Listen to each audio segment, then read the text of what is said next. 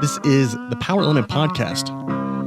I'm producer Paul, bringing you another bonus episode. All right, my special guest today is Scott Head.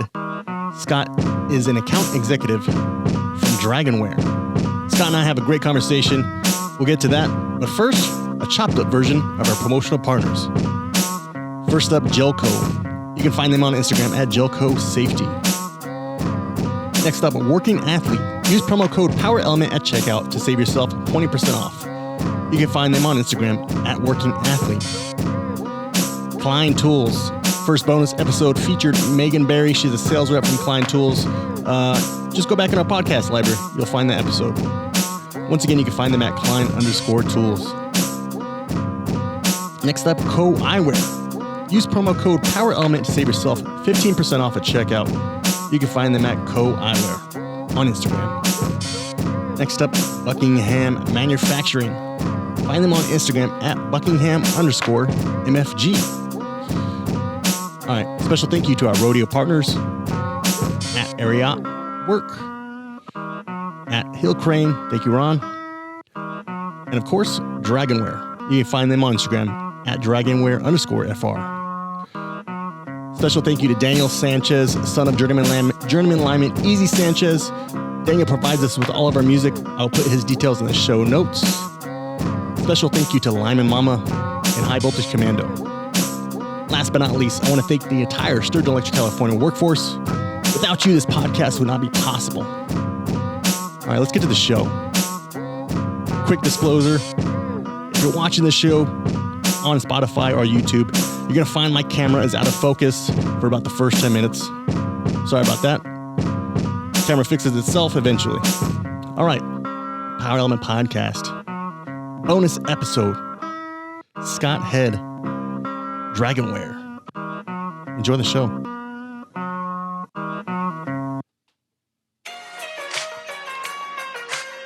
Power Element Podcast. I'm producer Paul. Let's go.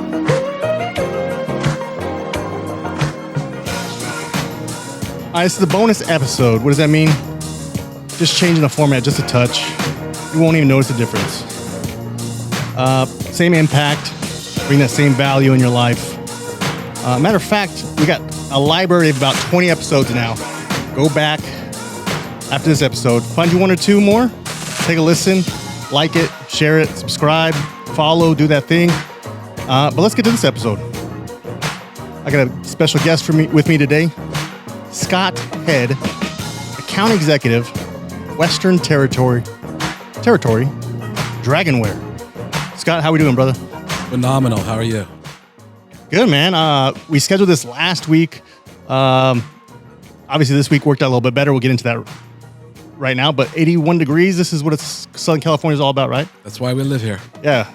Don't worry about the traffic or the smog, but other than that, we're good to go. Exactly.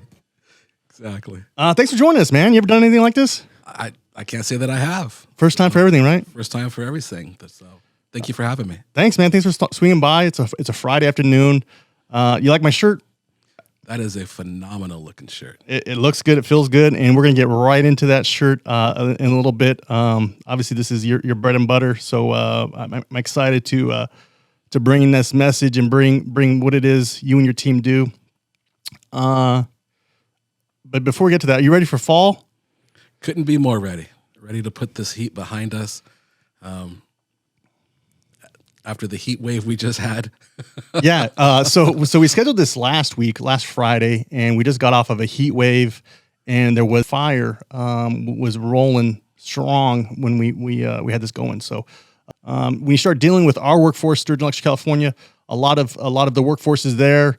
A lot of the workforce's relatives are there. So you're having a home hitting impact of a natural disaster. It makes working a little more meaningful, and then just staying cut in and realizing what you're doing when the crew's out there restoring power. It's a little more impactful.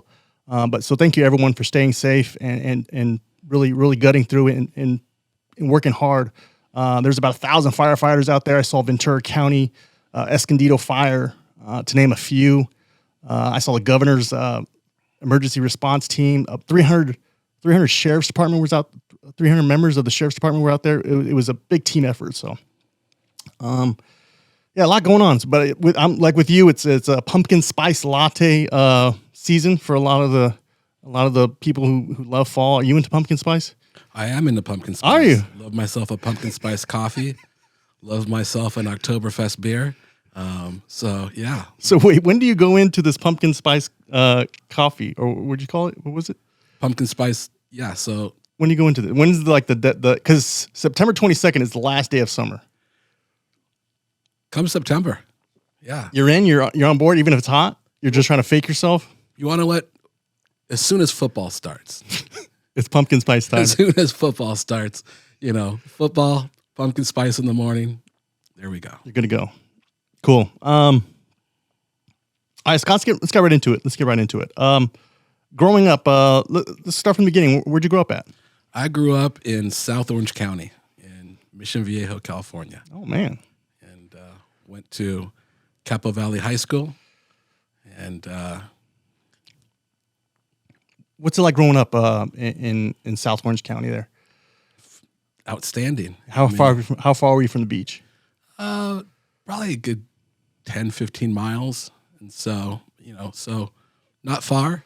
And but it was great. I mean, how does that work out? Because I always thought, like, I've always grew up inland, and that'd be like 40, 50 minutes from the beach. And for me, the beach was always like a vacation. It's always somewhere you go. But when you live close to the beach, it's like, all right, so where do you go for vacation? Like, how does that work out logistically? Well, in all honesty, I mean, growing up, I wasn't really a big beach guy. So, you would think, being that you're that close to the ocean, that, that maybe I surf and things like that. No, I'm not a surfer. And so I didn't go to the beach a ton, to be quite honest. Maybe I took it for granted. And so, but traveling the country, being to different places, I realized that I grew up in a really, really great place, a really great part of the country. Yeah, and like you said, when you're in that moment, especially me being inland too, because you're geographically located in such a sweet spot, being the mountains, the beach, the desert, and then you got the inland, like the dirt. Just it's a lot of fun, and you leave and you grow and you see different places, and you're like, yeah, this is a pretty cool spot to live. People come here for vacation. Yeah, they do. Yeah, they spend good money, and we got some good weather. 81 degrees right now in September. This is good. This is good living. Let's stay in your childhood real quick. Like, what was going on? What was Scott doing in his childhood? Was he playing doorbell ding dong ditch, or you playing hide and seek? What's going on?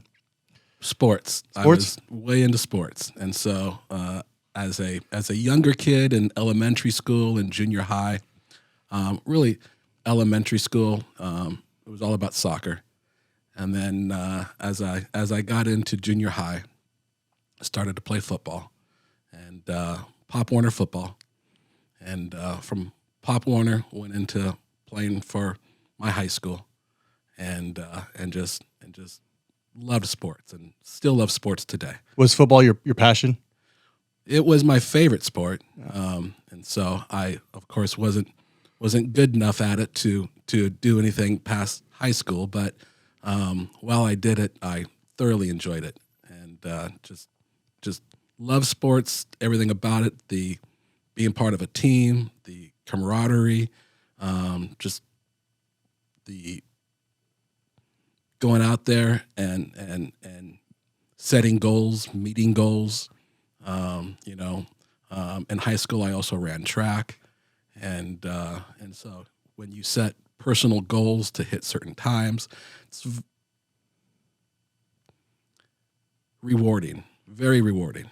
And so, and as a kid, those are the kind of goals that you set for yourself. They usually have something to do with athletics.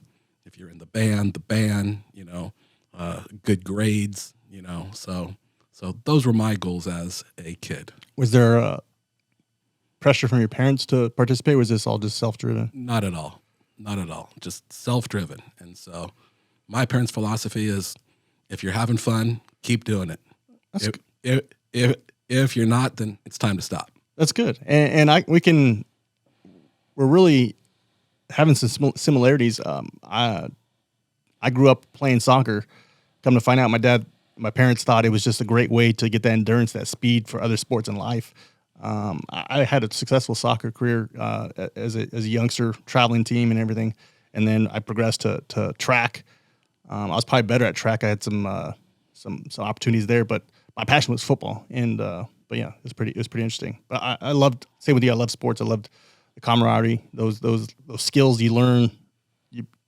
They've helped me in my adult life too. Just that goal setting and that team mentality, that self drive, that perseverance, that having that grit to just kind of dig in and keep going. So, grit is a good word.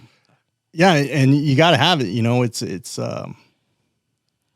especially in life. It just in work life, just that grit to just be able to adapt, be resilient, and just keep moving forward. I think grit.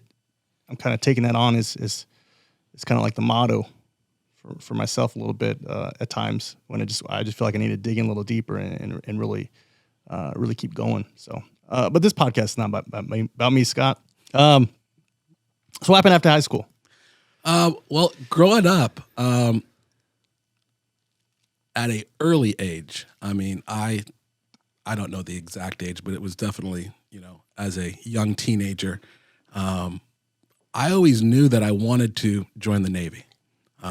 It was something that I aspired to do. We all have heroes and stuff as we grow up, and the Navy SEALs were my heroes. Do you remember what it was? Was your uncle? Was it a commercial? Was it a brochure? I think at that time it was Reader's Digest or something maybe. Might have been a movie. I honestly don't remember the exact, but I just remember being fascinated and just being like, and just they are like the exact definition of grit. And what'd your parents think when you brought this up? Was it the same philosophy? If it's what you want to do and you're happy doing it, go for it. Absolutely. As far as just the thought of doing it. Yeah, and so I was blessed in the fact that from a support point of view, my parents always supported me, and so I felt that they didn't pressure me to go in any direction that they wanted me to go.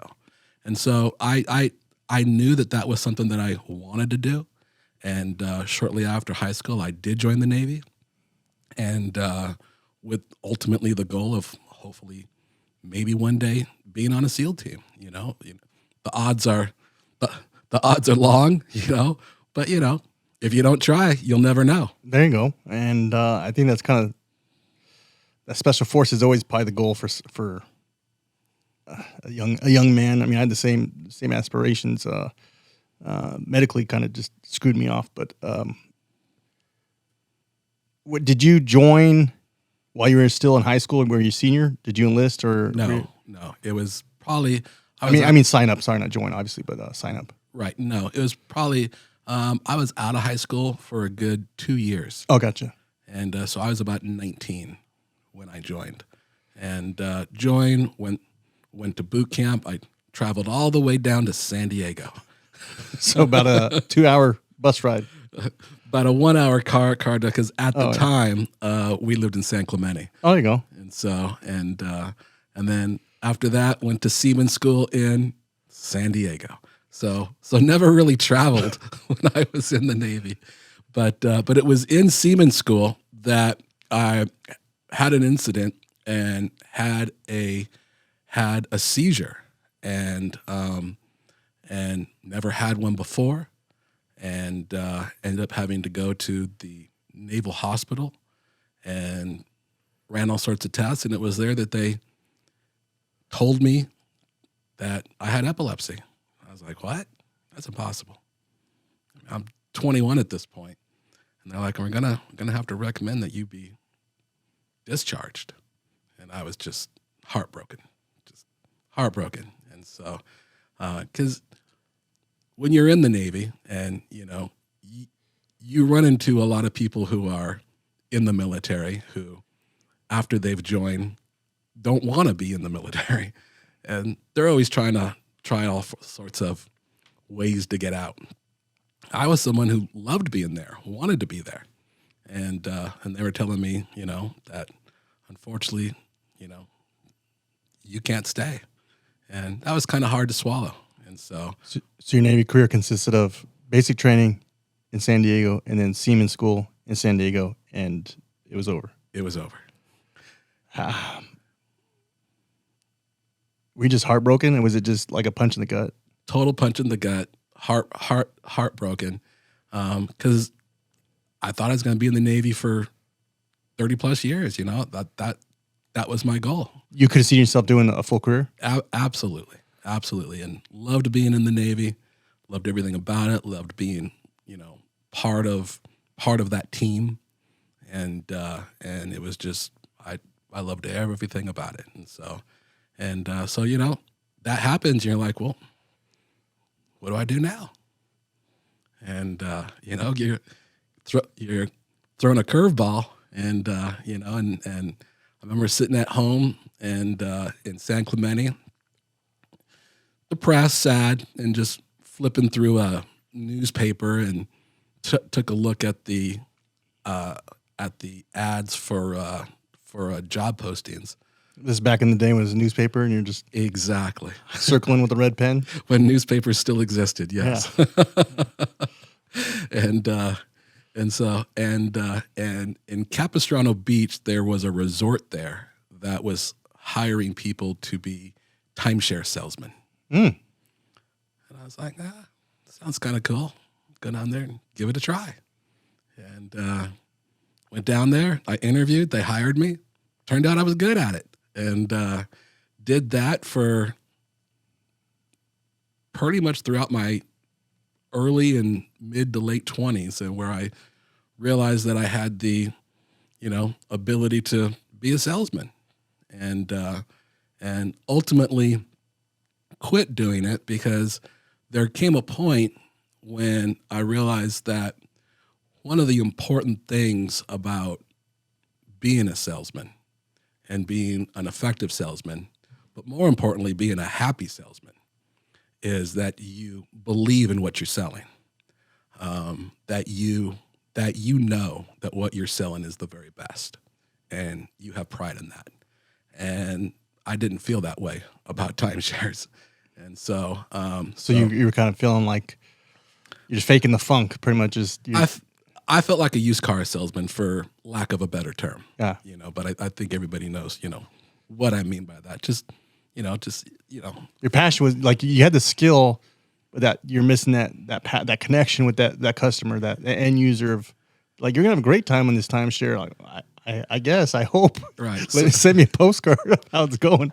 The goal is that, when your customer buys something, that you're happy. You don't want to feel guilty. Yeah. And you've had a career as a salesman, I imagine, and we'll get to that. It could have changed, but my point being is that salesman, the telemarketer, the vacuum salesman, the door-to-door, like, you hear a lot of successful salesmen who are now at the level you're at, kind of account executive or sales manager position. They started in that gritty position, that door-to-door, that face-to-face rejection of closing the door or quit calling me type of deal. Like, there's some beauty in that. Am I wrong? Well, once again, the reason I really like that word grit that you said before, because it takes a lot of grit to be a salesman, because, you, for the most part, are going to hear more no's than you hear yes. And so throughout your career, the thought as a salesman, to look at the cup half full, that's kind of how I like to go through life, is that when someone would tell you no, you'd be like, all right, got that no out of the way. I'm one step closer to a yes. Yeah. And that's the tough part. And to share a little light, I do listen to some salesman podcasts just because of the context of the conversation, and that no, because typically where I'm at now, it's more marketing and business development, but I don't get that confrontational no like a salesman would. So I have to play out these conversational pieces in my mind from someone who hears no a lot, like a salesman. So I do, in fact, listen to a few podcasts. Obviously, I'm a podcast guy, but I think there's some beauty in that dialogue and that developing that grit and like you said, that no is one step closer to a yes. So yeah, and ultimately, just persevering and grit and just moving on to the next potential, happy customer. So would you move from timeshares? Would you move to? And let's set the record straight. Do you own a timeshare now? No. All right. Good question. All right, cool. Good question. What you got next? What's Scott's next journey? After that, I went to work for a company by the name of James Hardie. And James Hardie is a company that people might have heard of. They make Hardie backer as far as sheetrock. Sheetrock. Gotcha. Yes. They make siding for houses, Hardie plank, Hardie siding. And they had a corporate office based in Mission Viejo. And they had a retail division, which I was part of, and went to work for them and worked there for probably 6-7 years. And is that a coin term? Sorry to cut you up. Is the Hardie backer? That's a coin, that's a bathroom installation. Yeah, so that's a product that goes underneath your tile. Oh, okay. And so I'm sorry, I know you're not selling Hardie backer, but I got this mine that just goes 100 miles an hour. So as far as like the generic term, it's called backer board. There you go. But then Hardie just put their name in front of it. And that's kind of like when you're in that industry, and the term kind of has that Hardie backer, and then the competitor goes, no, it's backer board, and then everyone, it's as a tradesman, you understand it as Hardie backer, I guess, right? I mean, yeah, we see it with actually, you know what? I won't go there, but anyways, yeah, it's just like Kleenex. Yeah, Kleenex tissue. Yeah, very very good. Kleenex. Let me get a Kleenex. Let me get a tissue. I see that.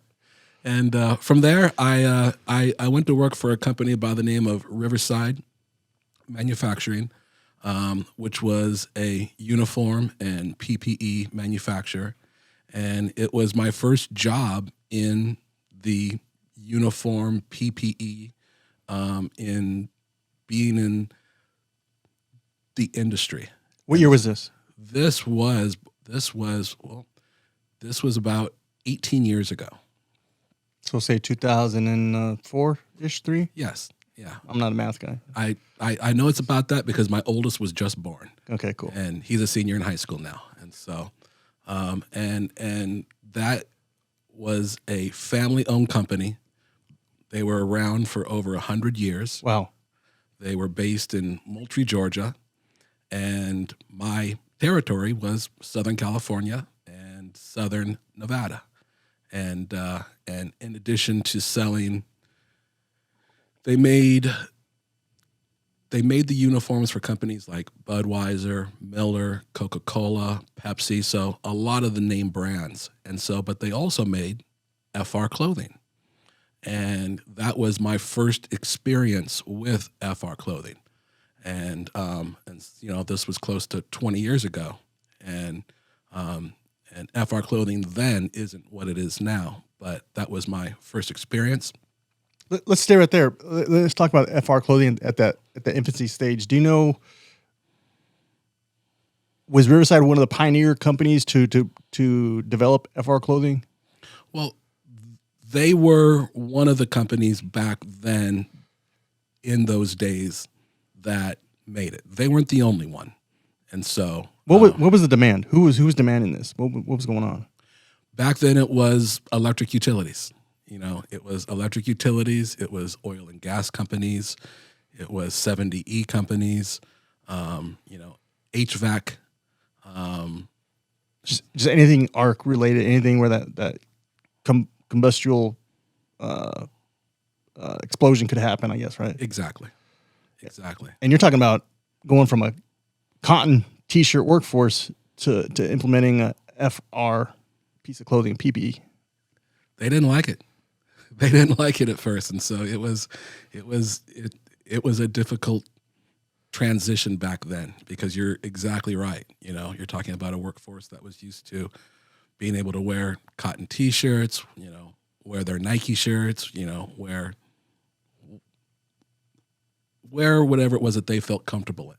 I kind of would think cotton would have been the go-to. I mean, you have that synthetic. Correct. Cotton was what they went to, because it was 100% cotton, and so. And if it burns, it just kind of goes away, evaporates. There's no protectional properties. I mean, right. And so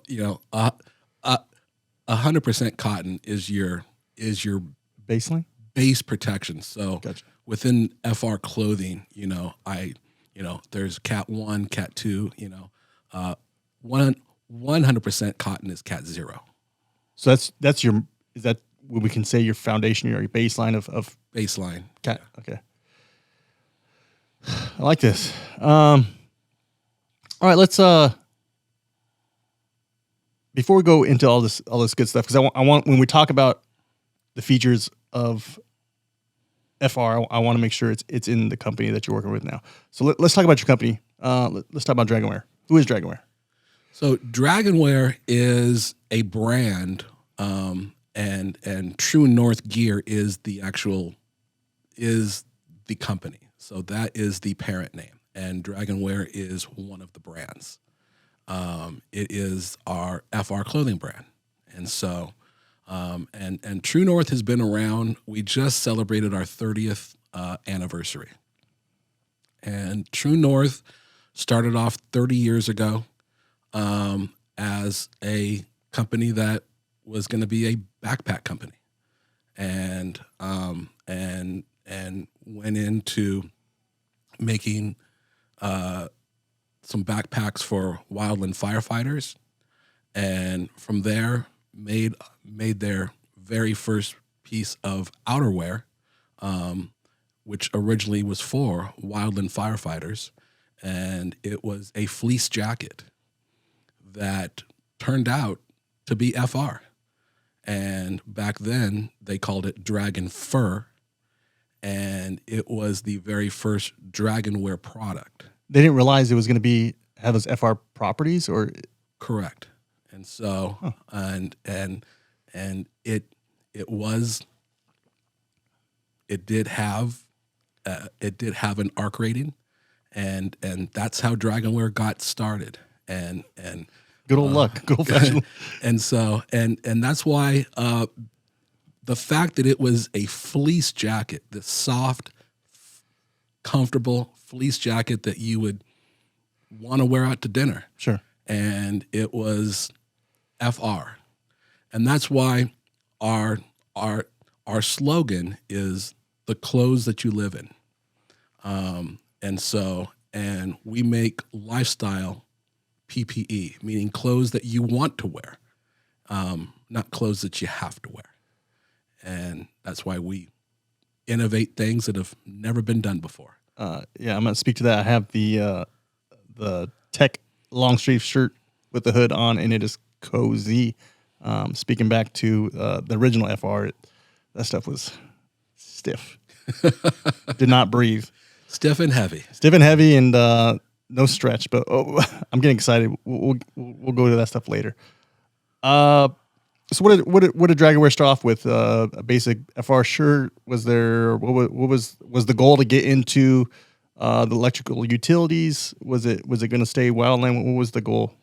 I mean, eventually it became getting into the utility. I mean, that's where a large percentage of people who need FR clothing, that as well as oil and gas. And so, and DragonWear in the early days was mainly known for our outerwear, making different jackets. And so, and then from there, we got into making knits, such as, base layer T-shirts, knit T-shirts, and throughout the years we have expanded our line to fill holes that we didn't have in previous years. Gotcha. But in the early days, it was outerwear. Gotcha. What's that culture like with DragonWear? Phenomenal. Working for DragonWear, for True North, I just can't think of a better word outside of phenomenal. One of the things is, like any company, we have our company values, values that we post on our website and have posted in the building. And there are a lot of values that you would expect a company to have, as far as integrity and service and things like that. But there's one in particular that I think really just describes who we are. And the value is wow. WOW, wow. And that's one of our values. And you're thinking, well, what does wow mean? Well, wow means that when you wear a piece of our clothing, the only thing that you can think about saying is, wow, this is awesome. When you call into our customer service department and the service that you receive, you hang up the phone just going, wow, that was awesome. When you get your clothing in extremely fast time, like, wow, that was fast. And as an employee, dealing with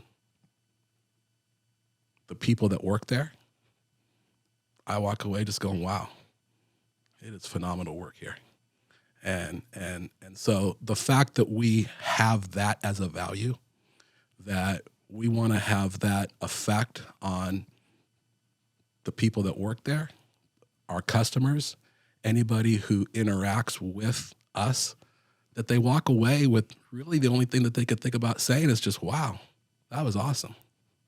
These clothes are awesome. That standard of wow is pretty high, and it's good. And I'll speak for this. I do have the long sleeve shirt and this shirt with the hood. And once you get your hand down, when you're pulling it down the first time, you're like, wow, this fits a little different. And you're pretty astonished it's that far. So I do get what you're saying when you say, wow, all right, that's pretty cool. Yeah. And as an employee, as far as working there, if you can imagine working for a company that everybody's opinion matters. Everybody has a voice. We have meetings that involve not just the sales department, the entire company every week, because everybody's opinion matters. Transparency within the company for everybody to know is important.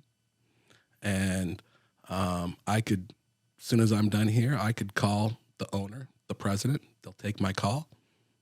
And if I have an idea, they want to hear it. So that's the kind of culture that you have there, is just great communication. Everybody's idea is valued. And the transparency, the communication, the commitment to giving back to the planet, those are all things that just make you really proud to be part of that company. Giving back to the planet, what do you mean? So several of the things that we do, and another value that we have, is having respect for the planet, and so and giving back. And we do that in a few ways. And so one of the programs that we're part of is 1% for the planet, meaning 1% of our earnings we put back into the planet. And so, and we do that through American Forests. That is the charity that we donate that 1% to. And do that in the form of more trees being planted in American forests. And so having respect for the planet, giving back to the planet, and then we recently became climate neutral certified, meaning that we acknowledge that what we do has an effect on the planet, and we've taken the steps to try to neutralize our effect on the planet. And so so that's another cool thing about working for this company, and just goes, back to the values that we have of, that it's not all about just making a profit, but giving back as well. Yeah, and I think there was a good, I can't remember where I heard it, but there was a good grading system for a company when you look at a business and you have the 3 Ps: people, planet, profit. And a company is going to put those in the order that they want. They seem as fit, and it kind of seems where DragonWear would be people, planet, profit. People being the employees, the customer, and then planet giving back, these charities like that, and then lastly be the profit. So it was kind of a unique way to put it like that, and you can kind of make some sense of what that business culture is like. And I think the fact that you guys have True North as the parent company is it's beautiful. It's perfect. I mean, you're talking about the feedback from a customer who's the frontline first responder, who's right there going to be, depending on some gritty products that's going to withstand the elements. And then you can take the feedback from a construction industry, utility where you're dealing with arc and oil and gas, when you're dealing with chemicals or whatever the case may be, like Flash fire. Yes, there you go. I'll let the experts speak on that. But you're having 2 companies that are just working together, and we'll get into products a little bit later. But you put this product on, you can tell there was a feedback loop with the customer and the company working together to make the best possible product. So this is basically why I wanted to have you on, because you could tell that it's just the product speaks for itself. You're going to say, "Wow, definitely for sure." Absolutely, yeah. All right, let's highlight some products. But first, I kind of want to get your take and some of your knowledge of what FR is. What happens when you get that flash, when you get that arc? What happens to the shirt or to the FR material? Well, studies have shown that when a person gets hit by an arc flash, most of the injury does not come from the arc flash itself. Most of the injury comes from the burns that they sustain from their clothes catching on fire. And so ultimately, knowing that, you want to wear PPE products, clothes, that when they are hit with an arc flash, that they extinguish the fire, which will limit the burns that a person gets. I mean, they are going to get burned, but hopefully it limits it to where hopefully they can walk away. Because when you talk about synthetic fibers or like a workout material, if it's exposed to a high heat, it's going to melt. It's going to stick on your body, right? Correct. And certain fibers melt, some burn, but you want to be wearing a fabric that's going to extinguish the fire. And so, and that's why you and your associates wear FR clothing, so that, God forbid, you do get hit by an arc flash, that you're wearing clothing that is going to limit the damage. Right. How do you categorize? What's the categories? Take us through the categories, please. Sure. So there's category 1, and category 1 is under an arc rating of 8. And clothes that fall into that typically are underlayers. People in the industry sometimes call them base layers, undershirts, things of that nature. Do you see a lot? Sorry to interrupt you. I don't want to cut you off, but do you see a lot more people trading in that cotton shirt? Because you are allowed to wear a cotton shirt if as long as it's the base layer or under layer. Do you see a lot more people trading that base layer shirt in for Cat 0, Cat 1 shirt below or underneath their shirt? Absolutely. Because today's products are so advanced and so much better. I am not exposed to arc flash in my day-to-day job, but I'm wearing one of our base layers because it's comfortable and because it keeps me dry and does what a base layer is supposed to do. I don't even wear cotton t-shirts. I wear FR clothing. And so... are you allowed to count? Say you have what I have on right now, Cat 2, and you had a Cat 1. Are you allowed to? Is there? Are you building up your retardancy, or how you say Sure, your resiliency for the fire? So that's called layering. There you go. And the answer is yes. And so, but in order for you to find out what kind of protection you actually have, it has to be tested. And so, just to use simple math, if you were wearing a base layer that was 5 calories, that had a protection value of 5 cal, and you were wearing an outer shirt with a protection value of 8 cal, some people go, oh, okay, so 5 and 8's 13. I'm protected 13 cal. And the answer is no. Gotcha. And so, because it has to be tested, it has to be tested by a third party, and the way that layering system tests out will give you what the value of that system is, and so it has to be tested for you to know for sure. Gotcha. So it'd be like, let's see, how do I say this? That base layer would be more of just a mental or just another addition, but there's no numerical advantage. There's no unless you're getting tested. There's no. I mean, it does add protection. Sure. I mean, 100%. 100%. But as far as you being able to put a number to it, as far as you being able to say I'm protected against an arc rating of X, you won't know that without it having been tested. Gotcha. And so, but it does definitely add to your protection. Gotcha. Thanks for answering the question. I knew it was a little jumbled coming out of my mouth. I knew the question in my head, and you responded great. Can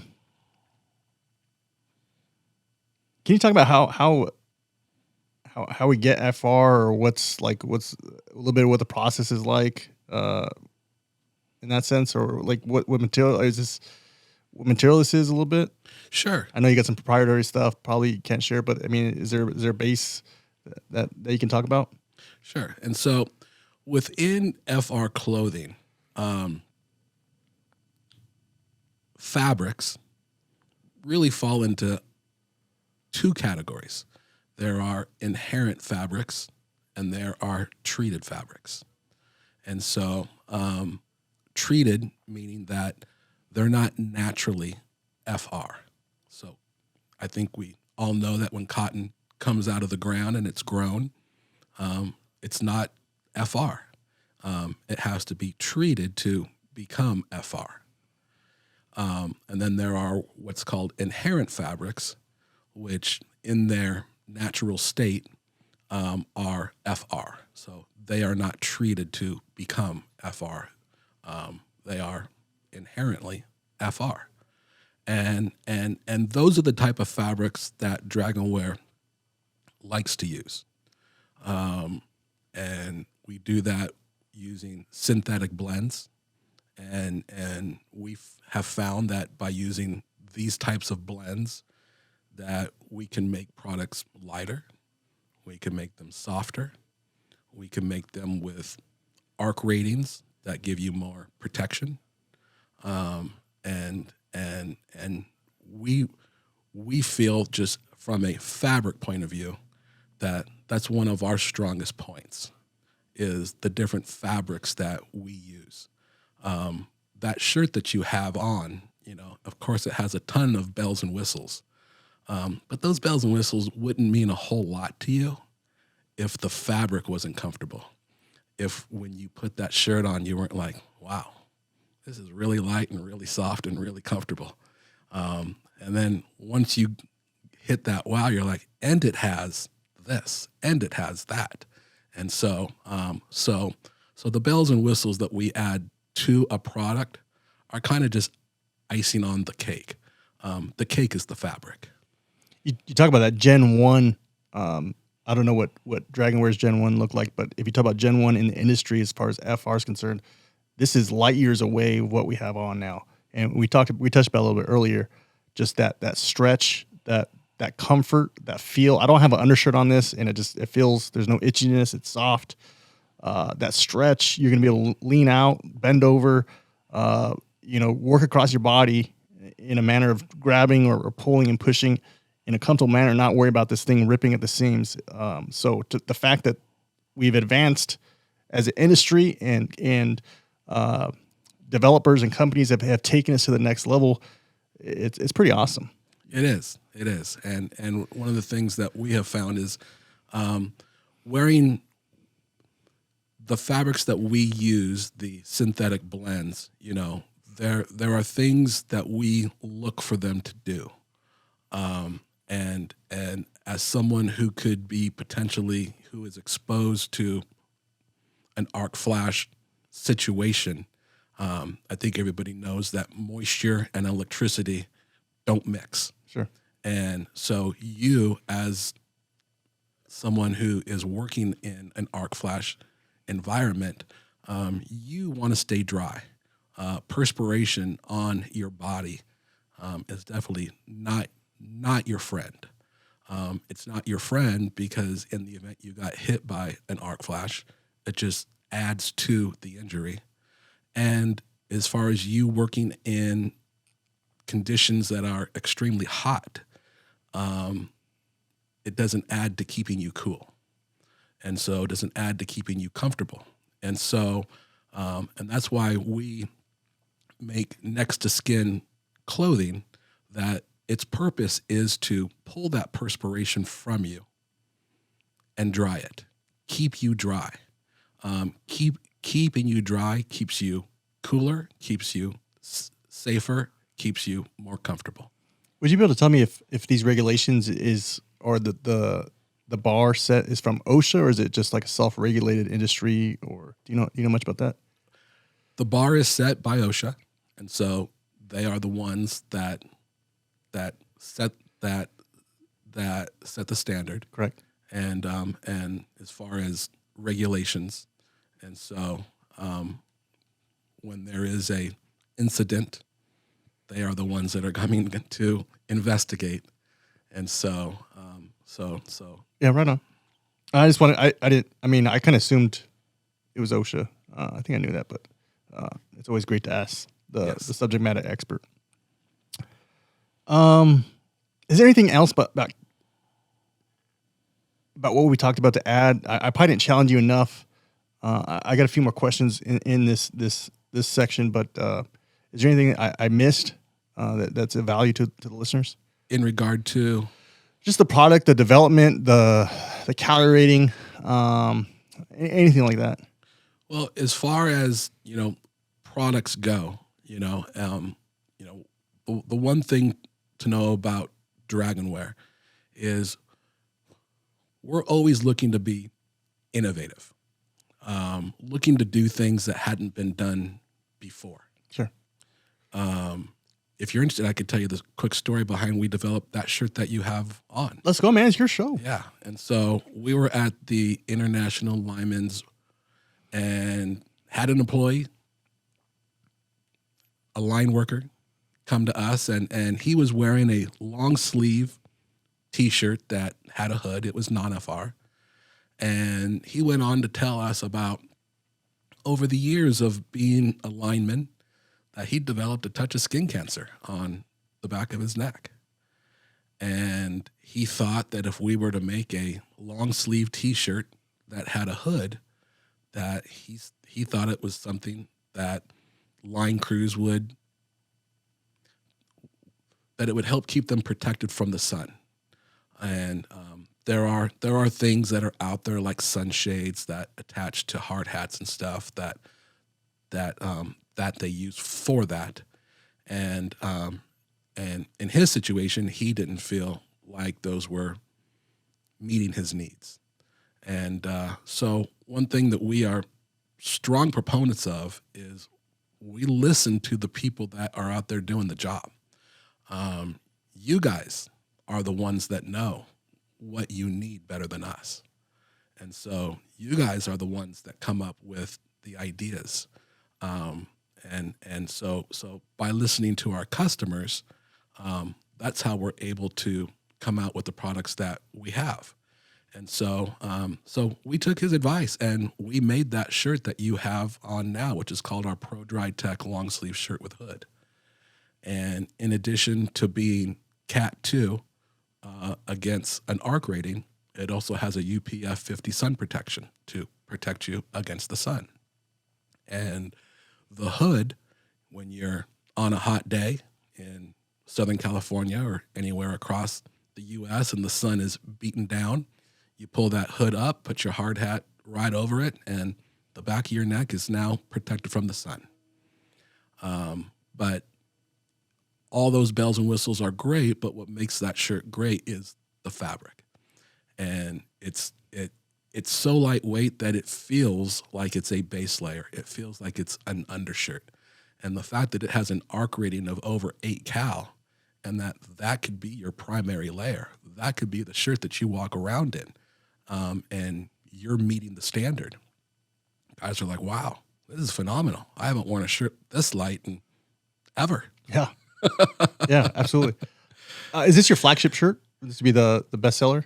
Or well, that shirt's only been out for a year, and so it is our top seller as far as new products go. Gotcha.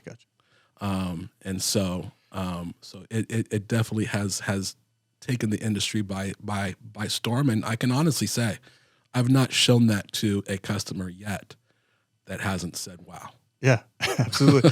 And it's been our go-to. So this is the shirt we wear during the rodeos. The rodeo team, we've collaborated with you guys and you sponsored our shirts. So thank you for that. But it's the one shirt that you could take because if it's cold, you can throw the hoodie up and you're going to offer a little bit a nice little cut the breeze.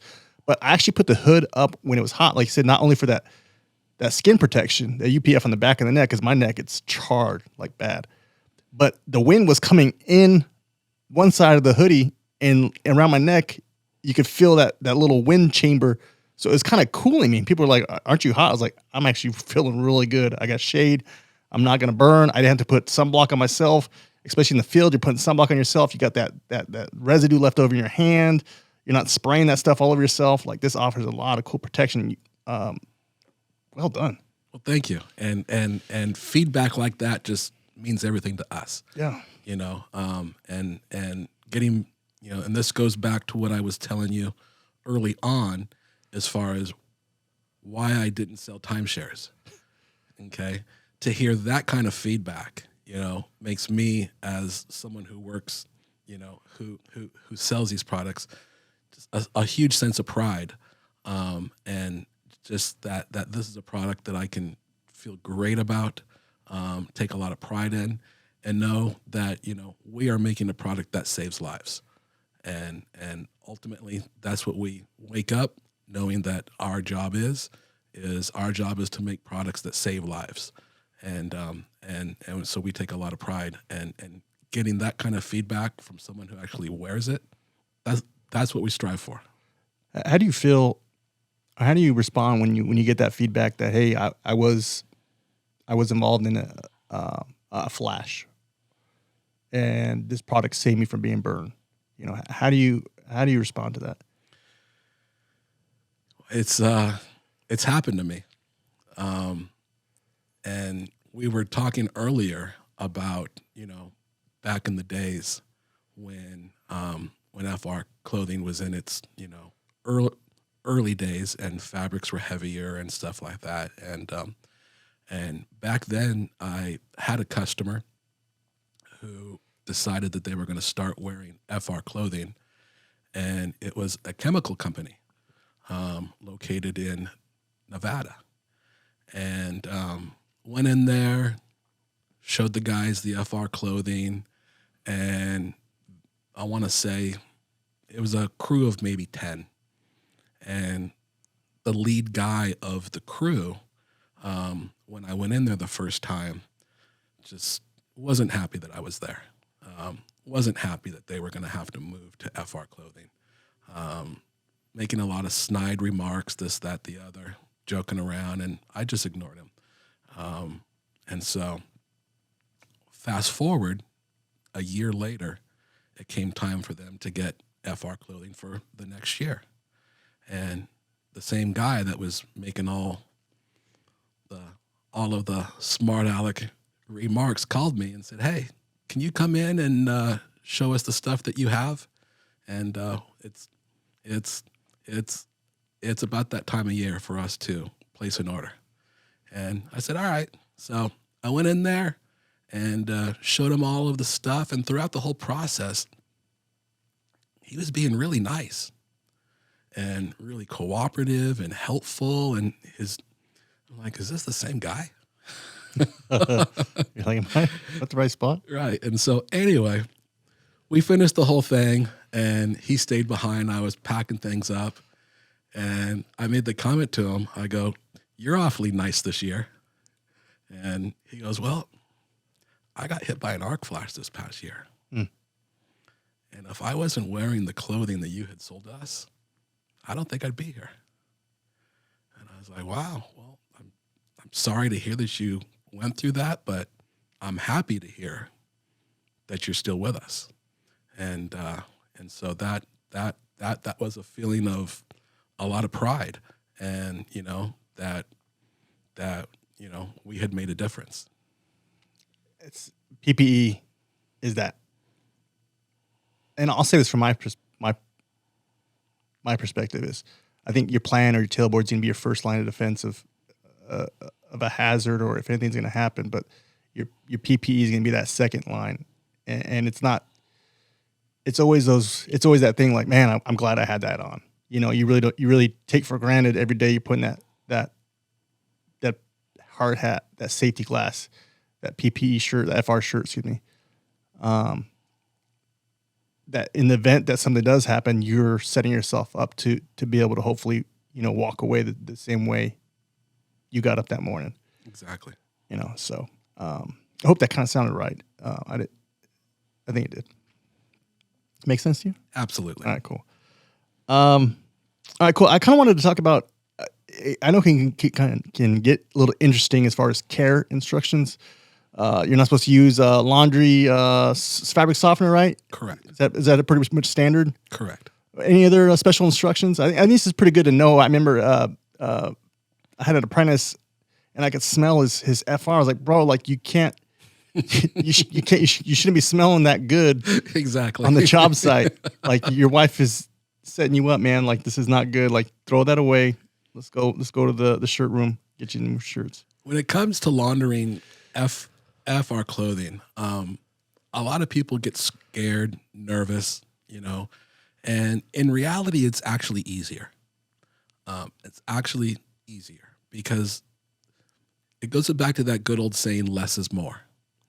And when it comes to laundering FR clothing, you simply are just going to put it in the washer with detergent, take it out of the washer, into the dryer, no fabric softeners, and either A, dry it on a very light,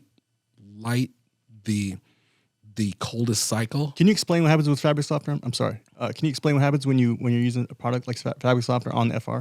Well, fabric softener, the best way to explain it is fabric softener is not good for the fabric. Fabric softener takes away some of the FR properties.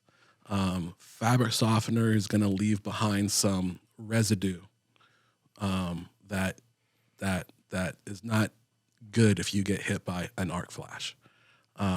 And so you want to keep the fabric in its, and so just wash and dry. That's it.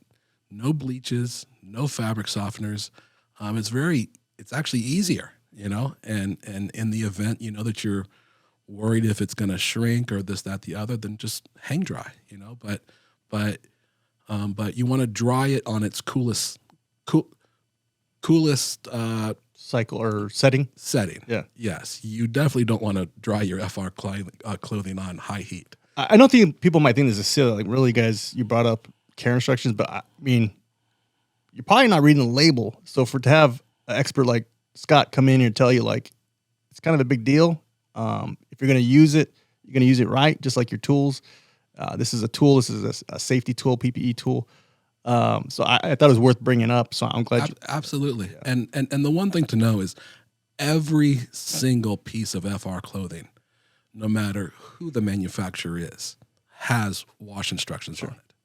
And so that's something that I get asked about quite a bit is, can we provide wash instructions? Every piece of clothing has it on there. Cool. And that is an industry standard. Absolutely. Oils. If you're going to affect it as far as you get like hydraulic oil on it, some maybe got a little diesel on it. What's the protocol there? Well, the rule of thumb is this: is that if you can still smell it, it's still in there. And so, just because you have a stain, it doesn't ruin the garment. In the case of oil, if you can still smell it after you've washed it, then it's still in there. And so that's what you're striving for. One term that's used within the industry as far as talking about how long FR clothing products last is you'll hear a term that's called life of the product. And a lot of people are like, life of the product, what does that mean? And so that seems very vague. And life of the product is actually very simple. In the event it gets a hole in it, get a new one. Get a new one. In the event it gets ripped, in the event it gets stained and you can't get the smell out, get a new one. And so, once you have ripped it, torn it, stained it to where you can't get the smell out, then it's time to bury that product and move on. Gotcha. Cool, man. Thanks. No problem. Not to mention you don't want to walk around with a bunch of stains on your shirt. Yeah, man. We want to look clean out there. Looking, you want to look good. Nice new shirt. These colors are awesome too.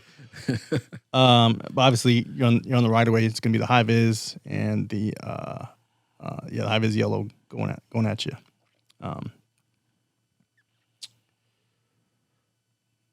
Can you talk anything about? We talked about Gen 1 moving forward. Obviously, there's Cat 1. Excuse me. Cat 1. Cat 1. Yes. No. As far as timeline of where the industry, the textile, the FR industry's gone, the advancements. Is there anything to look forward to, specifically broad in the industry that we can look forward to? Any advancements, any technology? There's gonna be proprietary stuff and now some DragonWear secrets, but is there anything that we can, as an industry, say this is gonna happen? Well, the one thing that will continue to happen is advancements within the fabrics, and that's across the board. The fabrics that manufacturers are using today are far better than what they used to be. I mean, even as recent as 5-10 years ago. If I was to show you just that shirt that you have on, even just 5 years ago, that would have been groundbreaking. Yeah. And the one thing within the industry that is always asked for, that is always something that we're striving for is lighter, as light as you can be. I don't know how much lighter you can get. But at the same time, you have to have protection values. And so lighter, softer, more comfortable, because these are the clothes that are going to save lives. And so ultimately, where the industry is going and actually where it's at now is making clothes that the end user wants to wear, not that they have to wear. And so making clothes, I can tell you that shirt that you have on, I wear that shirt at home on a Saturday, just because it's really comfortable. And so I'm not going to get hit by an arc flash at home making dinner, but it's just really comfortable. And so, and that's the point that I'm trying to make, is that making clothes that end users want to wear, that they would wear anyway. And so if you're wearing something that you want to wear, then management doesn't have to worry about trying to get you to wear that shirt, about reminding you, hey, put on your Cat 2 shirt, because you're going to want to wear it. You're going to have it on anyway. There was, and to your point, when you had that first generation of FR, it was that pewter color, and it was that button up. I'd bring two, because that first one's gonna be sweaty, and then when you go to drive or when you go to a new job, like, you're still just soaking in that sweat, and it's miserable. Exactly. Throw that new shirt on, and there's that lapse of you taking it off, or you got to let it dry out. With this guy, you're keeping this on, and that's just one of, we all love cotton. We all have cotton shirts and cotton shorts and all that. But there are things that cotton does, and there are things that cotton does not do. They're just facts, and one of the things that cotton does not do is cotton does not keep you dry from a perspiration point of view. Cotton is not going to wick and keep you dry as fast as the synthetic fabrics that are on the market now. It tends to absorb the perspiration, and it gets heavier, and you don't want that. And so you yourself just said, that you would bring two, and because it didn't keep you dry, it absorbed it and it held on to that perspiration. And so, and as an end user, that's not what you want. You're not comfortable, you're not cooler, and you're not safer. It becomes a thought. It becomes part of the problem. You provided a solution where you're going to keep that shirt on regardless. I'm going to pack the one shirt on and I'll keep it on. Absolutely. Sure. And so, so that's one thing that we are always shoot for is, products that are going to wick and keep you dry and keep you safe and be very lightweight, but at the same time, they are offering an arc rating that is high enough that you are safe and protected from an arc flash. Right on. Cool. You guys hit a home run with this one too. Thank you. I want to talk about your role. Sure. You're account executive, but what's that mean? Account executive. So account executive for DragonWear, it's a dream job. Absolute dream job. And so what that means is that I am the face of the company for our customers on the West Coast. So where's your territory line? I'm like from New Mexico up to Canada and then west. So when a company like Sturgeon says, hey, Scott, can someone come on out and talk to our guys about FR clothing? That would be me. If your boss was to call up and say, hey, you want to know what? I want to know more about the products that you offer. I have a problem that I'm trying to fix. Does DragonWear offer anything? I would be the one. And so my job is to meet with our customers, tell them about our products, tell them about everything that we do to support those products in the form of attending safety meetings. Because one of the things in today's world is employees a lot of time have more than one choice when it comes to the PPE that they're going to wear. And so one of the things that we truly believe in is coming out and talking to the employees. Give them a chance to see the products, feel the products, ask questions, try them on, and having that face-to-face consultation. Whereas, a lot of companies might have a website, this, that, and, any of us who have shopped on Amazon, we're shopping through, we pick something out, we get it, and you're like, it's not exactly what I thought it was going to be. It's happened at least once. Sure. Yeah. and so that's one thing that we like to do is come out and do a lot of face-to-face. And that's my job, is come on out and meet with our customers face-to-face, give them more than just a picture in a catalog to go off of. We truly believe in letting our products speak for themselves. And so we truly believe that, I could stand up in front of a group and talk about, the pros and cons of a DragonWear shirt, but the guy in charge is really going to listen to his employees more than he's going to, more than me. So we want to put those employees in our product, let them wear test it, let them give their feedback, because we have all the confidence in the world that our products are going to perform, and all the confidence in the world that our products are going to speak for themselves. And so that's my job. Absolutely. I'm going to go ahead. You said you have the best job. I'm going to say you have the easiest job because of how good the product is. I mean, you could just sit there and just hand them a shirt and be like, all right, let's just try this on and then we'll talk. With that being said, it's not a hard sell. I'm going to, yeah. I don't have to twist too many arms. I bet. How much of your job is listening? A lot.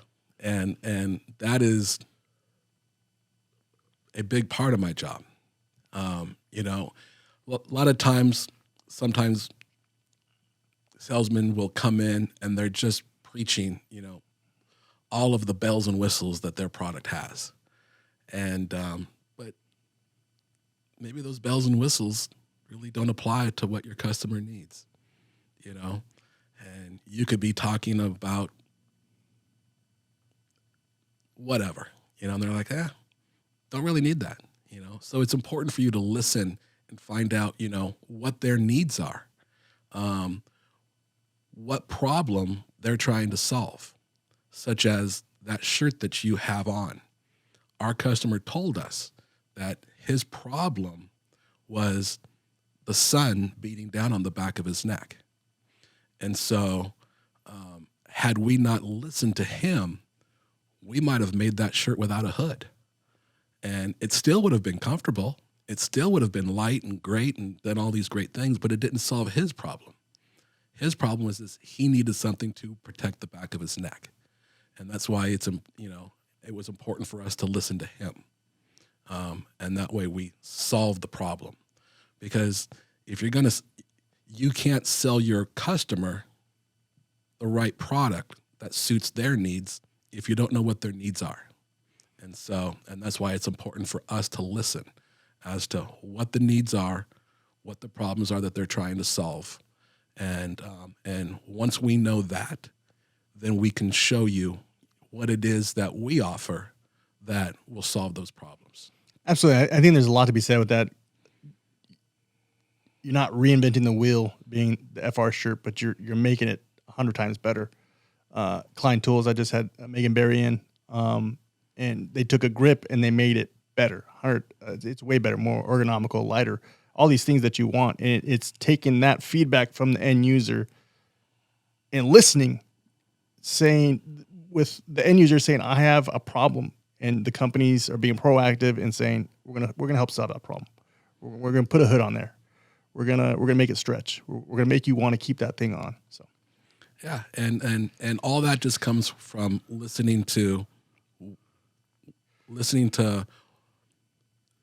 the needs are. Sure. Listening to what the problems are that need to be solved. Sure. How are you gauging success for yourself and then for the company? Success is gauged a few different ways. And so, I think it's really simple to say, that success is based on sales. That's a very simple way of saying, well, we sold a lot, so I guess we were successful.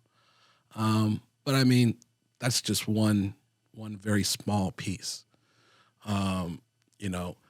Success in my eyes, is making sure that the industry knows about our products.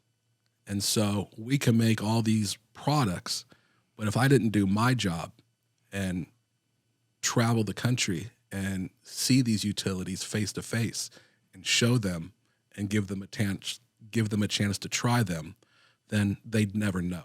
And so, so that's one of the ways that I gauge my success is, how active have I been getting out into the workforce, showing our products to the people that need them.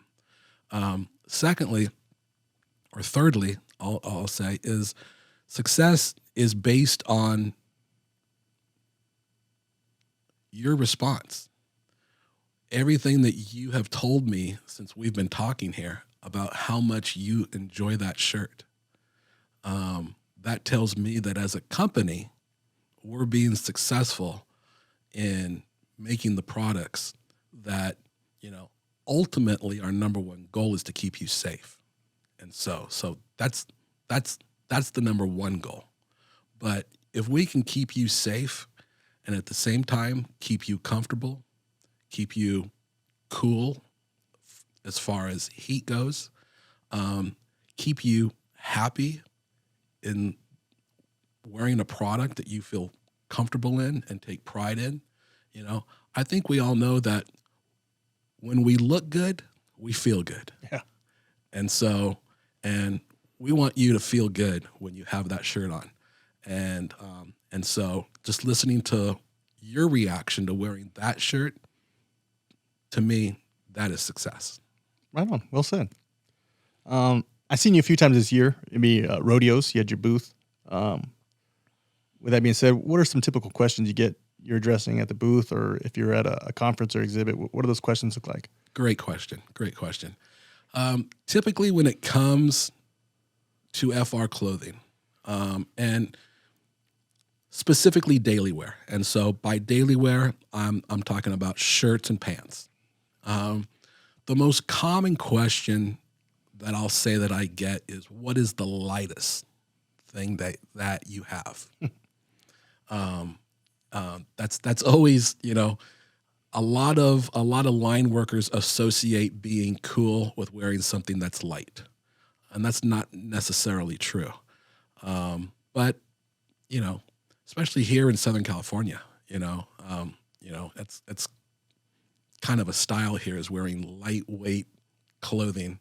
Well, yeah, and then if you're talking about FR shirt that doesn't breathe, that you're overheating, right? Body temperature raising, you're kind of rolling to that heat stroke range.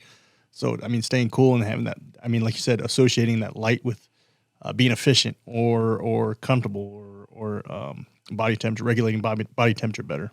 Right. And so, so asking me what is the most lightweight thing that we sell, what is the most breathable product that we sell, what products do we have that wick moisture? And so all those questions are basically asking me the same thing, just in a different way. What do you sell that's going to keep me safe but cool and comfortable? What I'm wearing is not doing the job. I'm safe, but I feel like I'm wearing a blanket. Yeah. Yeah. Heat stress is is a real thing. Yeah. And so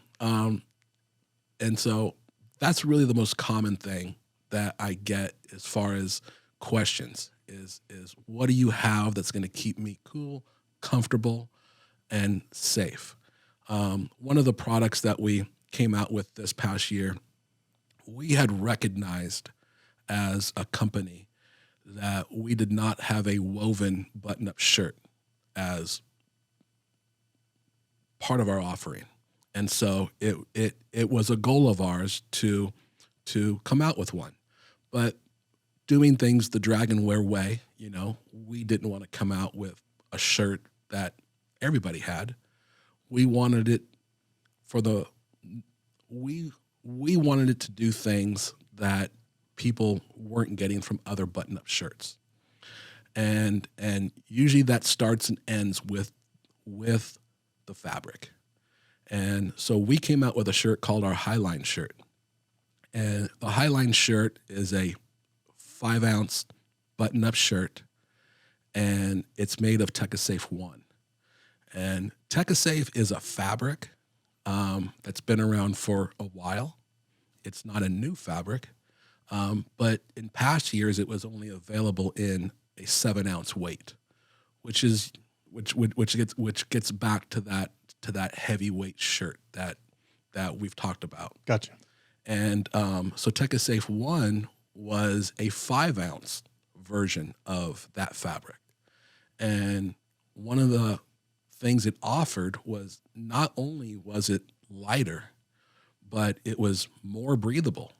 And so in testing that was done on it, a lot of times guys associate a T-shirt with being very breathable. And this fabric being a woven fabric, meaning that it's a fabric that we make a button-up shirt out of, was as breathable as a knit fabric.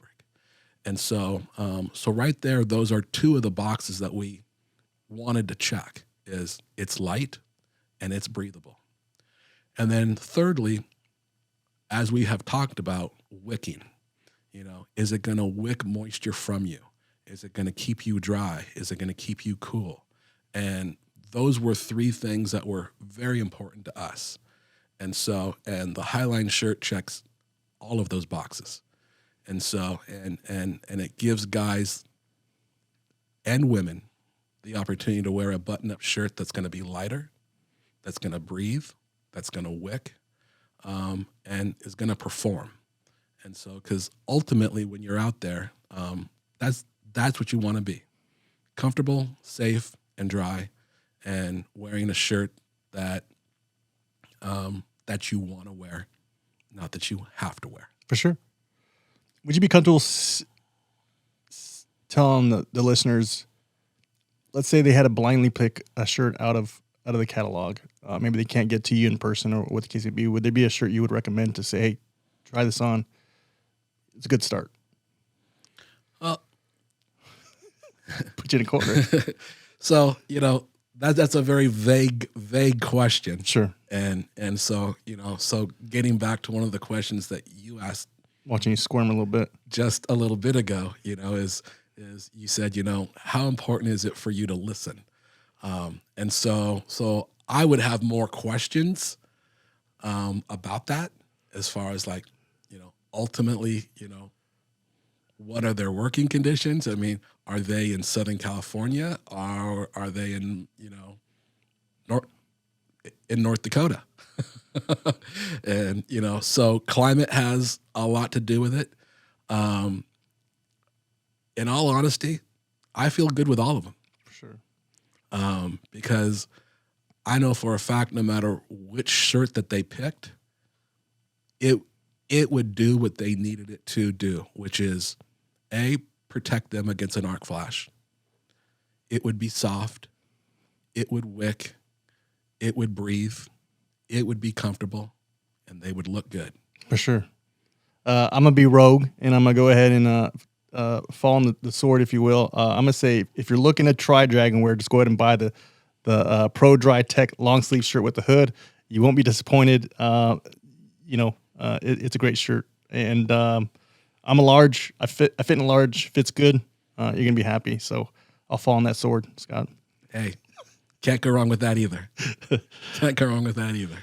Right on. I got one more topic here. Sure. And I want to share a little story. So I was watching this video. It was on Instagram. And I got a point here. I'll get to it. This professor was in this video. I can't really tell if it was staged or it was just kind of a candid video. But he has this mayonnaise-sized jar. And in the jar, he starts to fill it up with golf balls. And he kind of fills it, there's about enough room for the lid to get on. After the golf balls, he puts pebbles. And the pebbles kind of fill the void of where the golf balls didn't. Sure. And then last, he puts sand in there. Okay. So then he goes on to say that the jar represents your life. The golf balls are the important things. Your family, your friends, your health, and your passions. Those pebbles are going to represent your car and your home. The sand represents everything else. He goes on to say that the order that you put these items into your life is important. Couldn't agree more. You need to make room for the important things. You have to put the important things in your life first. If you worry about everything else, you're going to put the sand in there, you're not going to have any room. There's not going to be no gaps to fill. Sand's going to fill that jar, and there's nothing left over. So my question to you, Scott, is how do you fill your life with those important things? That family, those friends, your health, all that stuff. How does Scott put those important things in his life? Good question. For me, everything starts and ends with family. My mom is Mexican, and Mexican heritage in general, family is very important. I grew up being taught there's nothing more important. And so everything that I do is with that thought process. I'm very happily married, going to celebrate our 20th anniversary in a couple weeks here. Oh, shoot. I'll sell you a timeshare. You guys can go. And I have 2 teenage boys. I have a senior in high school and a sophomore. Nice. And and as a father and a husband, everything that the traveling that I do, the jobs that I've had, it's all, and I think a lot of parents would say this, that it's all because we want our kids to have it better than us. Mm-hmm. I think we all can look back on our lives and realize that we made some mistakes along the way. And as a parent, hopefully let your kids learn from your mistakes. And so they don't have to go through those same mistakes. And so for me, ultimately, it's my family. And it's my wife, it's my sons, it's my mom and my dad, my sisters, my nieces, my brother-in-laws, my grandparents, it's the whole thing. Something I'm trying to work on with those relationships is just being present. I think to be there is one thing, but to actually be present and to have that capacity to shut off any distractions in your mind. I'm not even talking about phone. I'm just talking about, anything distraction, what's going on in the world or what's going on in your community. And just to be present, to be a listener is something I'm actively trying to work on. And the fact that I'm working on it, I've seen it help. Sure. I've seen it pay off. Sure. So I just wanted to add that. And one of the things that I do to be present is I love to cook. And so, cooking for your family, love it. Even when they don't like the food. And so no, and you talk about just that culture, the Mexican culture. It's just, and then when I traveled in the Navy, you're able to see how food is kind of like that foundation of culture, like how people organize and the hand movements, the talking, the conversation, pass me this, do that. Like it's a gathering and it's a time when you're stuffing your face with with food. Nothing else really matters, man. You're just having fun, enjoying it. But to get back to what you're saying as far as being present, you're making food. You as a family are eating it together, and that's one of the things that I do. The weekends for me really are pretty simple. For me, it's about being with my family. It's about making some good food and watching some good sports. And those three things make me a happy person. Just hanging out at home, got a game on, got some meat on the grill. Life is perfect. And I agree with you. And I think there's some beauty in that, just finding that what works for you and how you connect. I feel like my wife she has so much deeper relationships with the kids, her family members. With me, she's able to connect on a different level.